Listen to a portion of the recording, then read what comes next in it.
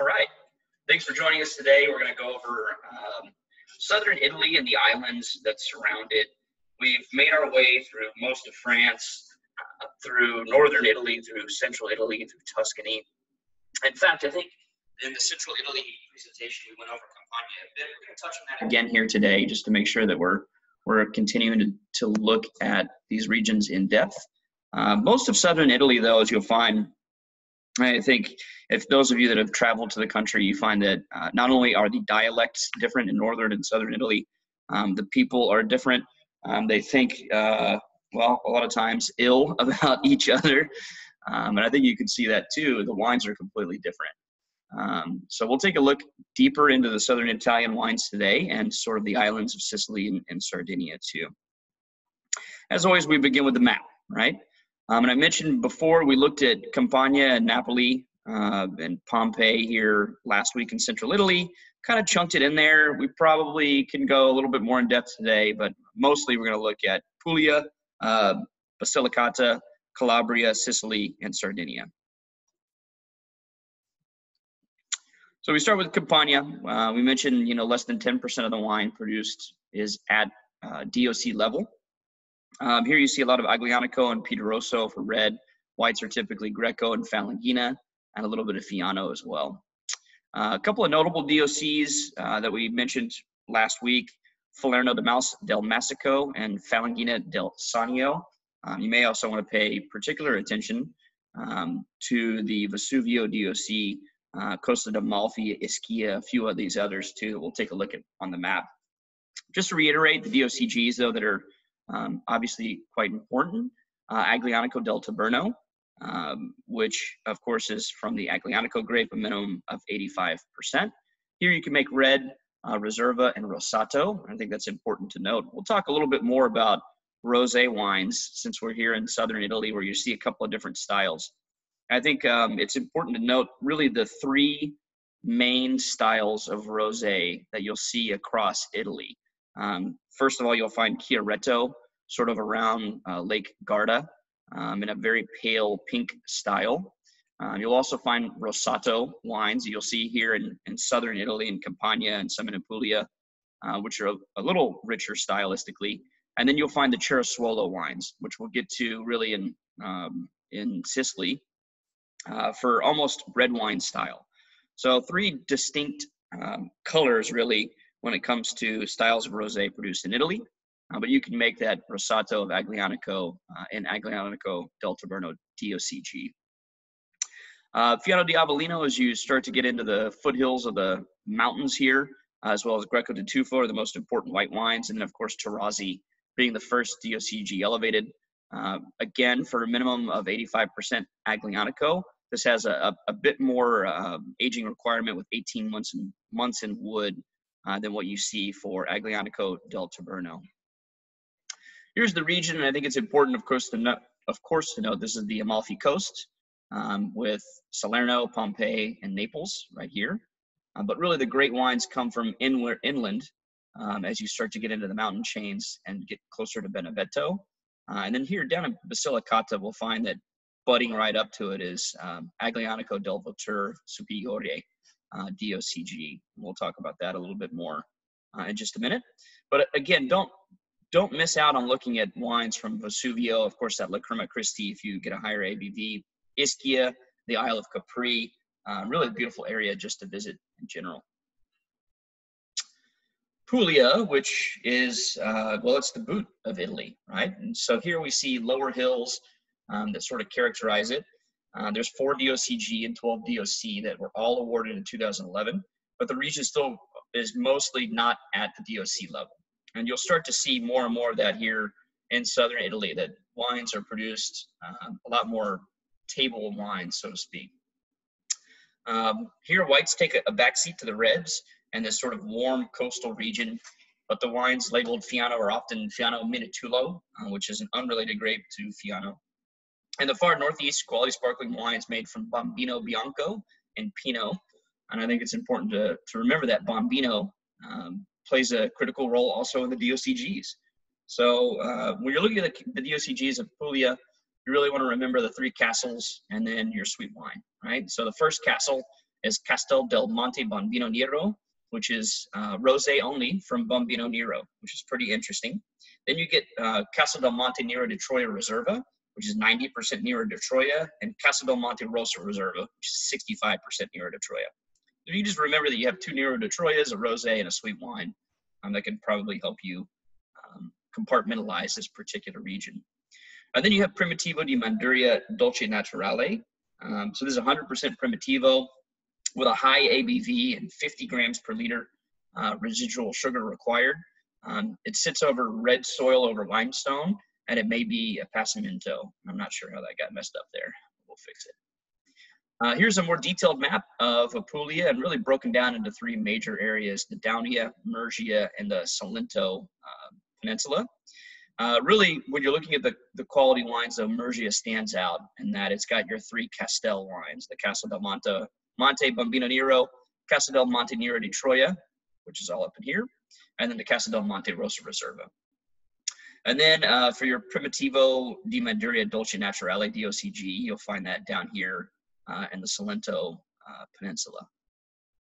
Beautiful area to go to as well. There's other great DOCs that maybe you want to pay attention to, like Brindisi. Basilicata, as we mentioned, a little further inland. It's a tiny little mountainous region with very small population.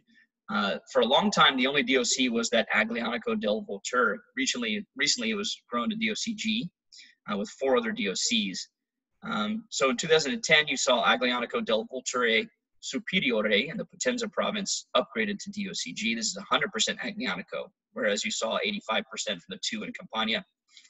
They produce Superiore and Reserva styles. If it is not at the Superiore level, then it's just DOC. With DOCG, it's 13.5% ABV. Your elevation sits between 200 and 700 meters. And your Superiore must spend 12 months in the barrel, 12 in the bottle, and can't be released for 3 years. Reserva ups that to 24 months in barrel and 24 in bottle, and then 5 years total aging. So one of the more longer requirements of oak aging that we see, and rightfully so. And again, here's you can see the beautiful topography here and how the mountains kind of play a role in the more quality Campania wines and Tarazzi, the 2 whites, and Fiano di Avellino and Greco di Tufo and Aglianico del Taberno. And then just as you get past Turpina, you find yourself in the Basilicata region in the DOCG of Aglianico del Volturre. So mountainous still, right, as it continues all the way up and down. Calabria to the west, hot, mountainous, Mediterranean, mostly low-quality wine, approximately double Basilicata's annual production.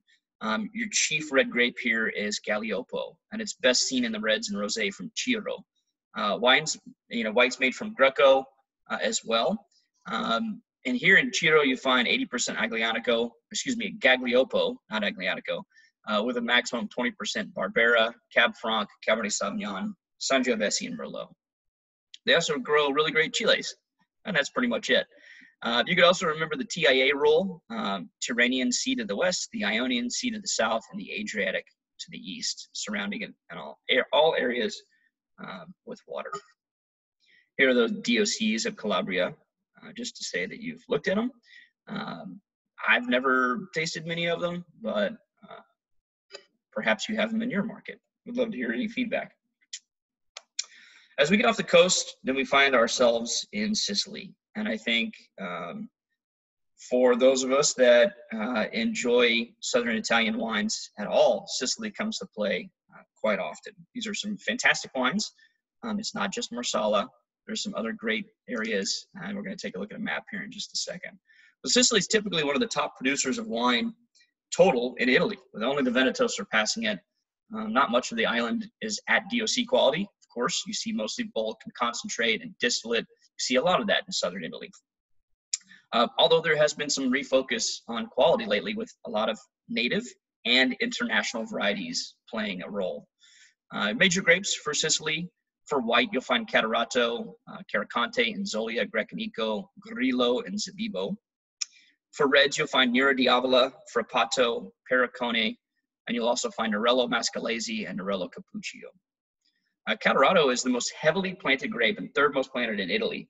even though it's only found in Western Sicily, which is pretty amazing considering the amount of grapes that are out there, that it has that much volume. Of course, your DOCG, we mentioned earlier the rosé styles of Cerasuolo di Vittoria. Technically red, but kind of plays in between rosé and red wine. Here you'll find Normale and Classico from 50 to 70% Nero d'Avola, and then the rest made up of Frappato. Here your macerations are truly controlled to ensure that cherry red Cerasuolo color. Your ABV minimum is 13%. 1 year aging for Normale and 2 for Reserva. The soil type that you find here is iron-rich clay over limestone. Other notable DOCs of Sicily, Etna and Faro, which are made from Nerello on the eastern side of the island. Moscato di Noto is Siracusa on the southeastern part of the island. And then Malvasia del Lipari and Moscato di Pantelleria, DOC as satellite islands. There's a couple of islands around the area, perhaps most notably the Pasito di Pantelleria that some of you may have seen that can age for really decades. And then a quick note on Marsala, found on the western side of Sicily. Here you find Liquoroso style with 3 types. So it's broken down into Oro, Ambra, and Rubina. And I think it's important to note, and we'll jump all the way down here to the bottom real quick, is the Mostacato, the concha of adding Mostacato. And so this isn't permitted for Oro or Rubina, but it is required for Ambra at 1%. So for Oro and Ambra, they allow grapes of Grillo and Zonica, Catarato, and Damascino.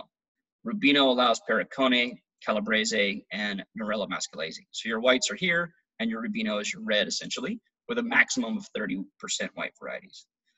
You'll find your minimum ABVs 12% natural, but your fine minimum is 17.5%, and then Superiore, Virgine, Solera, and Reserva all set at 18%. So a big portion is 17.5, 18% or above. Then your residual sugars kind of jump too. Secco at 40 grams per liter, semi-secco at 40 to 100, and then they make sweet wines as well, and dolce with a minimum of 100 grams per liter. Aging requirements, if you can remember, FSSVV go 1, 2, 4, 5, and 10 years in oak or cherry wood. Here's a map, and this is kind of silly, but it's a picture of a map that I had laminated quite a while back, and I still find that it's the best map for Sicily that I've ever seen. I think it very clearly showcases Marsala over here, and of course Palermo in the north. You'll see Mount Etna here, and this is where Etna and then Faro in the northeast produce those delicious wines from Nerello, great producers of Passo Pisciaro and several others that make fantastic wines here. You'll also find Vittoria down here, and this is where you'll find Cerasuolo di Vittoria, Moscato di Siracusa that we noted. And then off the coast, quite a bit actually, is Pantelleria, where you'll find Moscato and Pasito di Pantelleria. Finally, we find our way to Sardinia. This is closer to French Corsica, but sort of with a Spanish influence to it. Super dry and hot Mediterranean climate here. There's only one DOCG, and that's Vermentino di Gallura, and that was elevated in 1996. You can make Normale, Superiore, Frizzante, Spumante, Pasito, and Vendemmia Tardiva. So I think it's important to take a look whenever you're examining DOCGs and DOCs from around Italy. What styles of wine do they produce that can actually be elevated to that level? And in the case of Vermentino di Gallura, basically everything, right? The only thing we don't see here is Liquoroso, but VT and Pasito would be pretty interesting. With these wines are a minimum 95% Vermentino, and I think it's also important to note that the maximum elevation here is 500 meters above sea level for the DOCG. In the south, you'll find Nuragas, sort of the main grape, really tart, appley style of wines. And then Canonal makes the island's best reds, which of course is Garnacha. Can be made all over the island, but it has 3 subzones of Oliena, Gerzu, and Capoferrato. That's a pretty common question that people like to throw around when they're quizzing one another. A quick little look at Sardinia before we end the presentation. Here's Vermentino di Gallura in the north, and again, that maximum 500-meter elevation, really showcasing the Mediterranean climate, sort of sea spray that you'll find. delicious wines. I think it's also important to note Vernace di Oristano, DOC is down here. There's a handful of other DOCs that are super cool that we don't typically get to see. And then here are the ones that cover the entire island. Awesome. I appreciate everybody chiming in today and taking a look at Southern Italy. I know it was a little bit quicker. The reason we broke this out was because we didn't want to have hour-long presentations with Central Italy and Tuscany, and to give ourselves a little bit of an opportunity to exhale and breathe out before we jump into Champagne, Germany, some of these other really in-depth regions that are going to take a lot of research to look at. So join us again next week, every Sunday at 10:30 a.m. Central. And if you can't catch up with us here, then you can find the presentations on YouTube. Cheers, gang.